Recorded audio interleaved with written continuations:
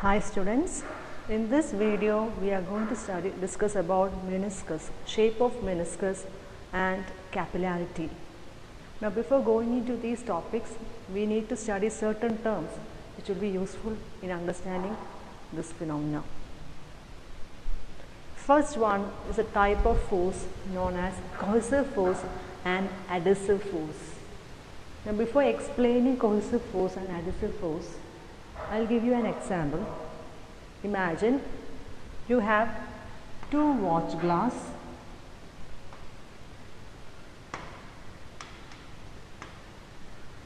One is a plain watch glass and second one is a watch glass coated with wax.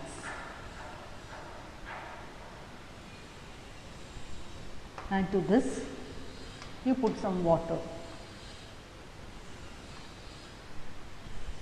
And after some time remove the water from both the watch glasses.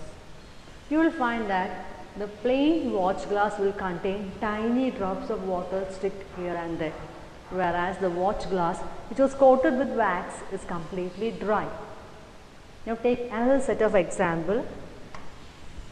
Two watch glass made of glass itself, and you put two different types of liquids to it. One is water. Next one, you take mercury and you remove it.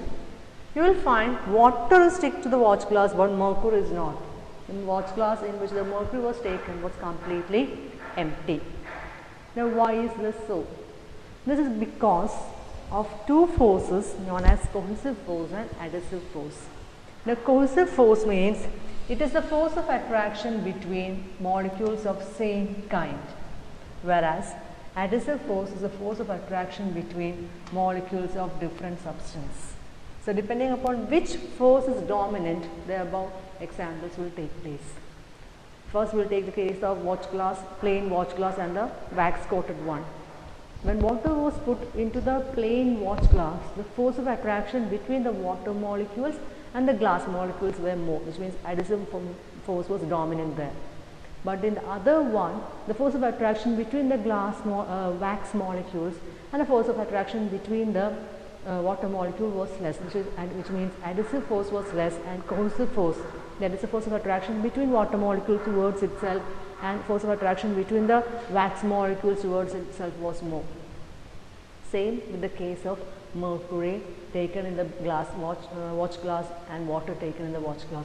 So depending upon which type of force is dominant, the above phenomena will take place.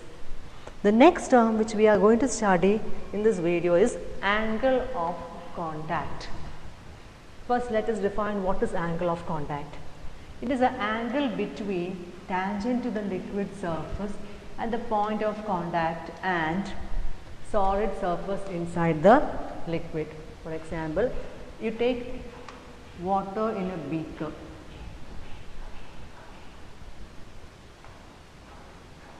Okay. So this is the point of contact between the water and the beaker. So angle theta made by the tangent to the liquid surface. So the shape of the meniscus, you draw it tangent here, tangent to the meniscus and the solid surface is what we call angle of contact. Now depending upon the nature of the liquid, depending upon the medium above the liquid surface, that is air or any other liquid of different density, depending upon the temperature of the liquid, depending upon the cleanliness of the surface in which the liquid is taken, angle of contact will vary. Okay. Now if you take water in a test tube, you find angle of contact is acute. If you are taking mercury in the same test tube, you will find angle of contact is obtuse. Whereas if you take a different liquid like silver, then it will have a flat meniscus and angle of contact will be 90 degree. Okay. So angle of contact means angle theta between tangent to the liquid surface and point of contact of the solid. Next, we are going to study the shape of meniscus based on the pressure difference between the liquid side and vapor side. If you take silver, silver always has a flat or plain meniscus. what happens is that in the case of silver, the surface molecules will be attracted equally in all directions like shown in the figure. So, since it is equally attracted to all directions, the resultant force will be above the surface of liquid will be equal to 0. Hence, the pressure, which is the vapor pressure above the liquid, and the liquid pressure will be also equal. For a plane surface, the molecules on surface is equally attracted in all directions. The resultant force of surface tension is 0, and hence pressure of the liquid will be equal to pressure of the vapor, which is pressure on the liquid side will be equal to pressure on the vapor side. Now, let us take the case of mercury. Mercury always produces a convex meniscus in the vessel in which it is taken. Okay. Now, in the case of mercury, the resultant downward force by the molecules at the surface will be more. So, there is a downward force acting on the surface of the liquid. So, definitely the system is not in equilibrium, because for the system to be in equilibrium also should be minimum or equal to 0. So, what happens is that to maintain equilibrium, the pressure inside the liquid should be greater than the pressure on the surface of the liquid. Okay. For convex surface, the resultant downward force on the molecules will be more. There is a dominant downward force. For surface to remain in equilibrium, the pressure on the liquid side must be greater than the pressure on the vapor side. That is PL greater than PV. And for concave meniscus, in the case of normal water, there is a resultant upward force on the molecule, and for the surface to remain in equilibrium, the pressure on the vapor side must be greater than pressure on the liquid side. That is PV greater than PL, or in a sense you can say PL less than PV. So, combining all this, we are going to conclude about the shape of the meniscus. If it is a plane meniscus, and example for plane meniscus is given by silver, the cohesive force will be equal to adhesive force, and the pressure on both sides, the liquid side and vapor side, will be equal, and angle of contact will be 90 degree. Next one, if it is a convex meniscus, for example mercury, here cohesive force is dominant, then adhesive force and the pressure on the liquid side will be more than pressure on the vapor side to make the system in equilibrium, and the angle will be obtuse. And in the case of mercury taken in a glass, the angle of contact is 138 degree. And if it is a concave meniscus formed by the liquid like in water, cohesive force will be less than adhesive force, and the liquid pressure will be less than vapor pressure, and the angle of contact will be acute. And in the case of water taken in a glass, it is 8 degree. Okay. Next, what we are going to study in this video is capillarity. Now, the word capilla arises from the Latin word which means fine hair. Okay. Imagine you take two different liquids in two beakers. The one is filled with water,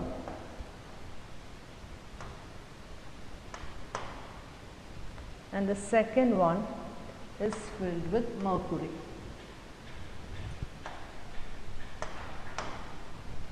And you place very fine, thin, very narrow test tube to it.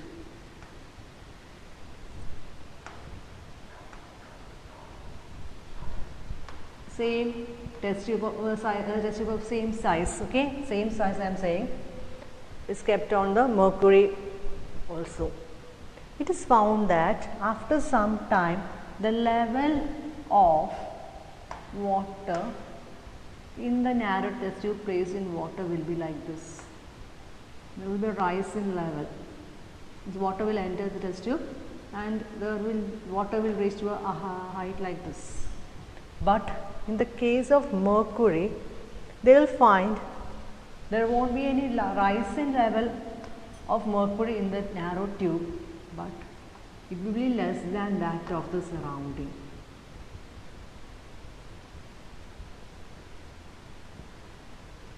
So, this phenomena of rise or fall of a liquid in a capillary tube, that is a fine, very fine tube, in comparison to the surrounding is called the phenomena capillarity.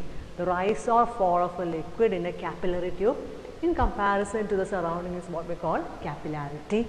And the level or the height up to which the liquid rises in a capillary tube is given by the equation 2 sigma cos theta by r rho g, where sigma is the surface tension of the liquid, rho is the density of the liquid, theta is the angle of contact, and small letter r is the radius of the tube. So, greater radius means lesser height to which the liquid will rise in the test tube. And different examples for capillarity is the one which you experience in your daily life. After your bath, you take a dry towel and you dry your body. What happens? The tiny pores between the towel thread will absorb the water to it because of capillarity. So, we use towels made of coarse cloth for drying our skin after taking a bath. The next one is an example which we see in nature. Sap, ascent of sap, you have studied in biology. From the roots to the plant to its leaves and branches is due to the capillary action. And next one is oil rises along the long narrow space between the thread of a wick. It's because of capillary action, which means you know what is a wick, the one which we use to light candle, deepam and all. It is made up of threads. Threads will be twisted and kept. And when you put this wick in oil, what happens? Oil will start to get inside the wick through the tiny gap between the threads, and you will be able to light the lamp. So, all these phenomena, so all these effects are taking place because of the phenomena known as capillarity. By this, we come to the end of this topic, chapter. Thank you.